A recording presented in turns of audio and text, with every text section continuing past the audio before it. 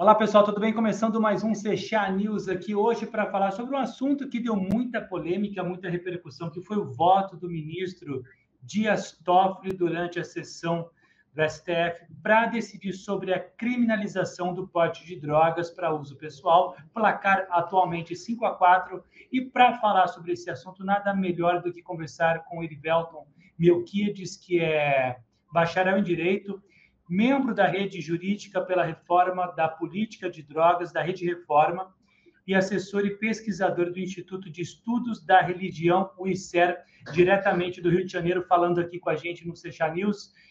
Erivelton, muito obrigado. Viu? O assunto que deu muita repercussão, principalmente por conta do ministro ter seguido uma linha de raciocínio e, de repente, um voto, podemos dizer, contrário a tudo que ele disse durante a sessão. Concorda comigo ou não, meu caro? Concordo. Em primeiro lugar, agradecer aí o convite, né, a oportunidade de estar falando com vocês. E, para mim, e para o campo, né, para a gente, foi uma tremenda surpresa, né, esse voto do ministro, porque ele começou a leitura do voto dele discorrendo sobre questões históricas, né, trazendo, né, pontuando que o Brasil foi o primeiro país que criou uma lei proibicionista direcionada, né, à questão do uso da maconha. Trouxe outras questões históricas, trouxe dados de pessoas que foram presas com pequenas quantidades, né, sendo tratadas não como usuário, mas sim como traficante, superlotando as prisões brasileiras. E logo após o intervalo, ele vem com uma outra questão, né, dizendo que ele entendia que o ato era um ato ilícito, porém, ele votou para que o porte não seja considerado crime, mas que seja passível de medidas alternativas, assim como está lá descrito no artigo 28. Então, ele falou e não falou nada para a gente. Ele trouxe assim, uma concretude do que ele, de fato, acredita e ele ia votar. Então, nesse ponto aí, Erivelton, sem querer criar uma teoria da conspiração, ele falou o seguinte, olha, mais ou menos assim, não faço o que eu faço, mas faço o que eu falo, ou vice-versa, porque ele falou uma coisa e fez outra, né? Você acha que nesse intervalo aí, porque tem outros ministros para votar, como a Carmen Lúcia, o Luiz Fux também, e esse último voto, aí, o sexto voto, é que pode definir, então, toda essa problemática dessa discussão em torno do artigo 28 da Lei de Drogas, que é 11.343 de 2006, que prevê essas sanções alternativas para quem compra, porta, transporta ou guarda drogas para consumo pessoal. Você acha que nos bastidores aí está havendo alguma pressão para jogar para frente esse julgamento, para que essa decisão não saia agora? Porque é de se estranhar o comportamento do ministro, porque, como você bem disse, ele veio traçando uma linha de raciocínio que levava a crer que o voto dele seria a favor da descriminalização. Porque o que acontece? O próprio debate, ele inicia, né, com o ministro Barroso dizendo que recebeu uma ligação do presidente da CNBB, Conferência Nacional dos Bispos do Brasil, Dom Jaime, questionando se o STF liberaria as drogas. Porém, o ministro disse que não, e disse que há uma desinformação por parte da sociedade sobre o tema, né? Que o STF considera, tal como a legislação em vigor, que o consumo, o porte de drogas, mesmo que para consumo pessoal, é caracterizado como um ato ilícito. E o consumo de maconha continua a ser um ato ilícito. E aí diz que essa é a vontade do legislador, né?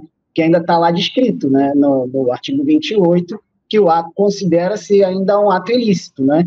E que essa discussão ela deve ser tratada se seria do ato ilícito de natureza penal ou se o ato ilícito seria de natureza administrativa. E logo após teve uma troca de farpas, né, entre o ministro Barroso e o ministro Nunes Marques, né, a respeito dessa questão, e aí o discurso começou a ficar um pouco mais acalorado, né, ali no momento no qual o ministro Barroso ele deu logo um corte e já partiu logo para ouvir os outros ministros a respeito do tema. Até tem uma questão aqui que o Barroso ele detalhou o ato do consumo de drogas, né? Mesmo que para uso individual, permanecerá como ato ilícito, ainda que seja descriminalizado, né? Ou seja, mesmo que no entendimento dele deveria descriminalizar esse ato do consumo de droga, você mantendo penalidades, então há um entendimento de que um ato ilícito permanece, né?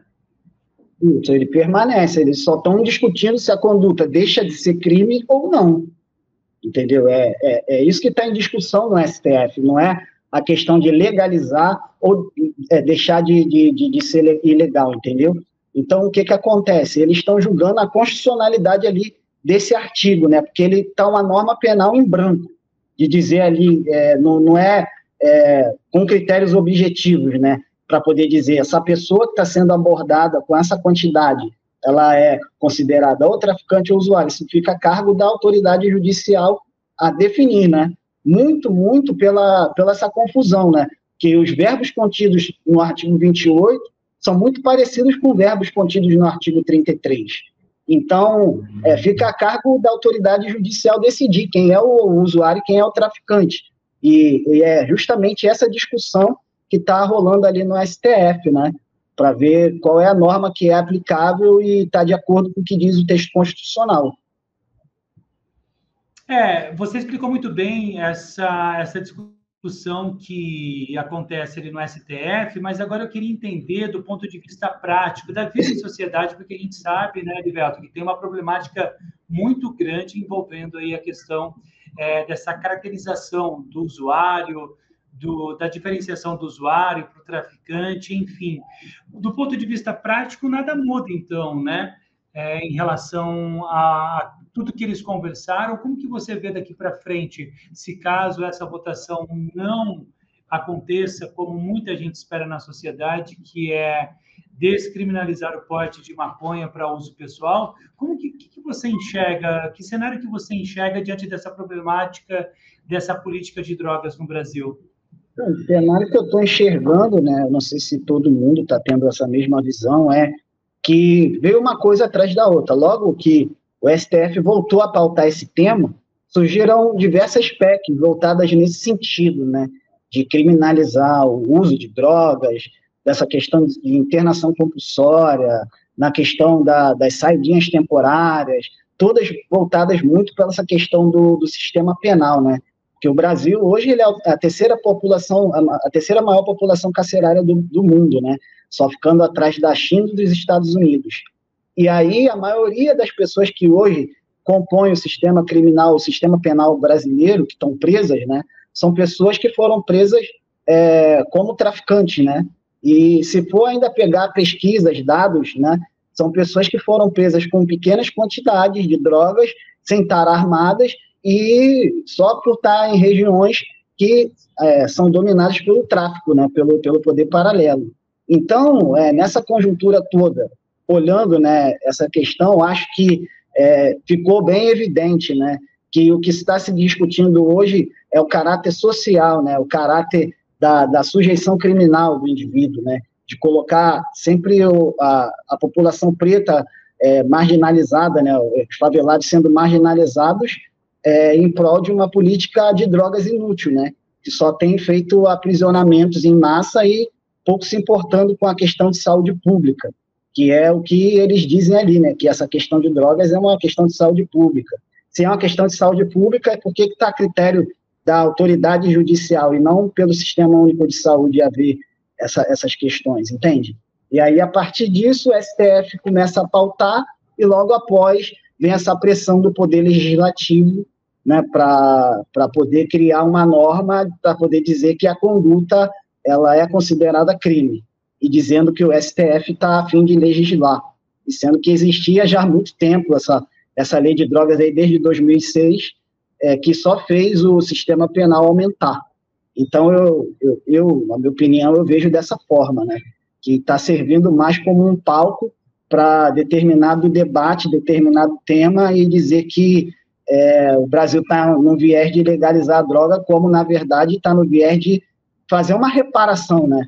Caso seja descriminalizada o porte, vai ter essa questão de reparação, né, das pessoas que estão presas por pequena quantidade e vão deixar de ser tratadas como traficantes, mas sim como usuários. E você concorda que essa política de drogas em vigência no país, ela, de certa forma, ela acaba contribuindo para sobrecarregar ainda mais o judiciário brasileiro, que a gente sabe o tempo que demora um processo, o custo que é de um processo, que você tem que acionar, às vezes, defensoria pública, o trâmite de um processo ele custa caro, e aí, de repente, a gente está tendo que cumprir trâmites processuais de pessoas que são pegas aí com uma pequena quantidade de maconha, por exemplo. Esse atual modelo da política de drogas, você acha que isso sobrecarrega, encarece demais o judiciário brasileiro, que já é, de um ponto de vista prático, em termos de celeridade de processo, já é muito sucateado e sobrecarregado? Claro, o próprio STF, há um tempo atrás, declarou que as penitenciárias brasileiras, elas são um estado de coisas inconstitucionais, né? Então, essa lei de drogas, essa lei 11.343 de 2006, ela serviu como um boom para poder superlotar os sistemas carcerários, justamente nessa lacuna que existe entre o artigo 33 e o artigo 28 e a confusão dos verbos. E ficar a cargo da autoridade judicial a decidir quem é o traficante, que é o usuário, existe um recorte específico para poder traçar na linha, né, do judiciário quem que vai ocupar o cargo ali de traficante, quem que vai ocupar essa questão de ser usuário. E se tu for pegar a lei de drogas no Brasil inteiro, existe o artigo principal, que é o artigo 36, que ele, para quem financia o tráfico de drogas, a pena é maior. E se você for fazer uma pesquisa de um inquérito policial que trata sobre esse artigo, não existe. Não existe uma pessoa enquadrada no artigo 36, nem inquérito policial. Tem até um colega, André Barros, ele costuma sempre citar essa questão. O artigo 36, não existe ninguém. E o artigo 33 foi feito para periferias e para as favelas. E o 28 para as zonas nobres, né? O que isso quer dizer? Que o artigo 33 ele é mais aplicado nas regiões periféricas, o artigo 28 ele é aplicado nas regiões de classe rica. Então, essa lei de drogas, ela serviu sim para fazer com que o sistema carcerário ele viesse a aumentar, de pessoas usuárias, de pessoas que não eram para estar ali, entende? E hoje a gente sabe que o sistema carcerário ele é faccionado, então, automaticamente, quando a pessoa ingressa, ela já tem que se faccionar, porque na porta de entrada das unidades prisionais, a pessoa já é direcionada à facção que ela tem que pertencer, devido à localidade onde que ela mora. Se aquela localidade que ela mora é dominada por facção X, ela vai ficar naquele local onde que é da facção X, sem que ela participe das atividades. Então, isso coloca a pessoa como sujeito do crime, né? Sempre essa questão da sujeição criminal, né? A pessoa já foi pega numa situação que ela não era traficante, ela poderia ser enquadrada como usuário, vai ser levada à penitenciária como traficante e acaba sendo faccionada. E isso onerando os cofres públicos, né? Porque dizem que o Estado gasta com cada preso em torno de quase R$3.000, né? E ali a gente sabe que não é aplicado esses R$3.000 a cada indivíduo, né? Porque a qualidade da alimentação ela é péssima, as pessoas não recebem nenhum kit de higiene quando entram nas unidades prisionais, né? Fica ali à mercê do que a Secretaria de Administração Penitenciária pode oferecer a ela, né? Enquanto poderia pegar esse valor e destinar à educação, para trabalhar a base, para que não venha ter novos encarceramentos, sabe? Para que pessoas, para que sejam formados novos cidadãos através da educação, mas a política pública, ela investe, né, na questão da guerra às drogas, aí fica superlotando e fazendo com que isso seja uma bola de neve. Bom, o Erivelton está para já foi sabatinado e deve tomar posse ainda em 2024 como perito do Mecanismo Estadual de Prevenção e Combate à Tortura do Rio de Janeiro. Ele tem um conhecimento muito profundo sobre tudo aquilo que ele falou em relação a esse encarceramento em massa que acontece no Brasil. Heriberto, eu quero perguntar para você o seguinte, para a gente já fechar aqui. Se a gente for pegar dados estatísticos, aquele traficante da ponta, que é de fato o traficante que traz a droga, que é o traficante que enriquece mesmo com o tráfico de drogas, eu acho que a incidência de prisão desse traficante que está na ponta é muito baixa. Qual que é a vantagem? O que leva um Estado, como o Estado brasileiro, de prender pessoas que são pegas com pequenas quantidades de droga, que a gente pode considerar aí que é algo que ela está fazendo uma utilização que, se a gente for parar para pensar, não provoca nenhum mal a quem está do lado, ou seja, ela não promove o mal coletivo. É claro que o tráfico de drogas ele promove, sim, um mal coletivo para a sociedade, mas a pessoa que está utilizando aquela quantidade de drogas, ela não promove o mal ao outro indivíduo, ou seja, se ela está prejudicando a si mesma. Só que, com base em tudo aquilo que você falou, a gente começa a entender que tem muita gente que vai para o sistema penitenciário, é classificada como um traficante, mas, na verdade, essa pessoa não é um traficante. Ela foi pega ali com uma quantidade de drogas, mas ela não é um traficante que lucra, que se dá bem, vamos dizer assim, com o tráfico de drogas. E a gente tem uma política criminal no Brasil que encarcera e que leva essas pessoas para esse ambiente que você falou, que ela acaba sendo faccionada. Na sua perspectiva, você acha que o STF, com os votos dos próximos ministros, deve mudar alguma coisa? Deve ficar a cargo do Legislativo? Tem esse prazo aí que o Toffoli falou de 18 meses? Porque, assim, eu acho que o Brasil precisa rever essa questão da política de encarceramento, né? É verdade. Uma política que favorece o encarceramento.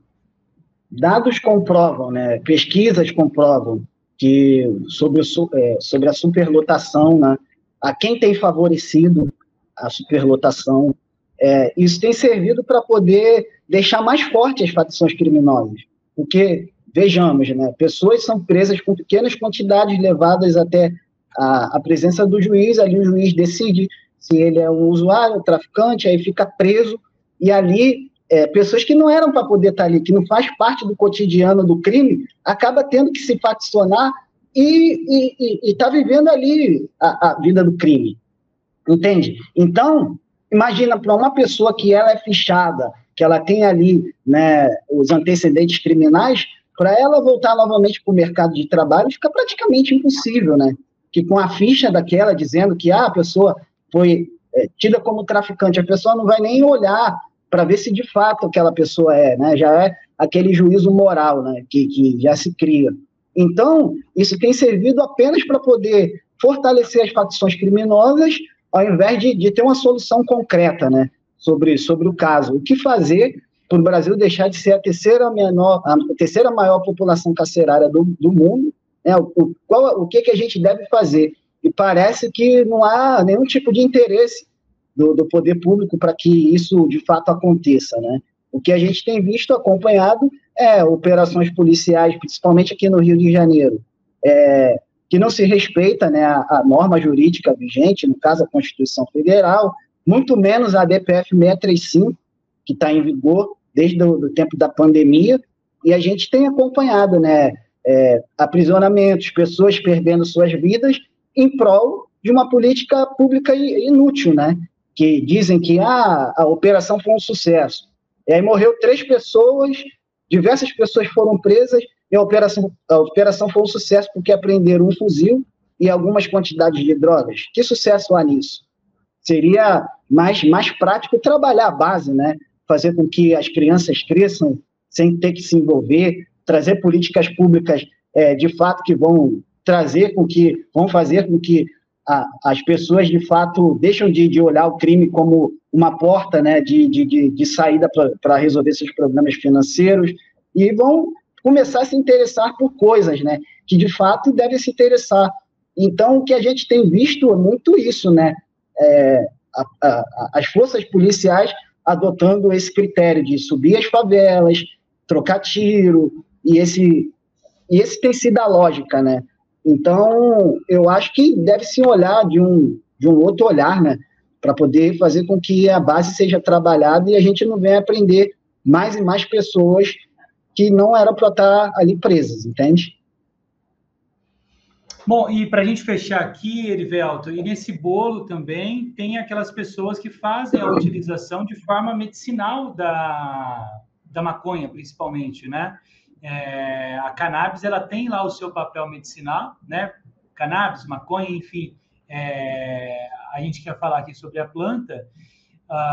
Tem muitas pessoas que utilizam a planta de forma medicinal, seja para buscar um relaxamento, seja para tratar uma patologia, que é um efeito terapêutico para quem utiliza a planta, para quem utiliza a cannabis, e também acaba entrando dentro dessa situação, a depender muito aí do seu contexto social e geográfico, né?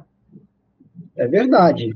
E esses estudos a respeito da questão patológica, né, do que a cannabis pode tratar, já são estudos bem consistentes, que comprovam a eficácia da planta para diversos tipos de patologia.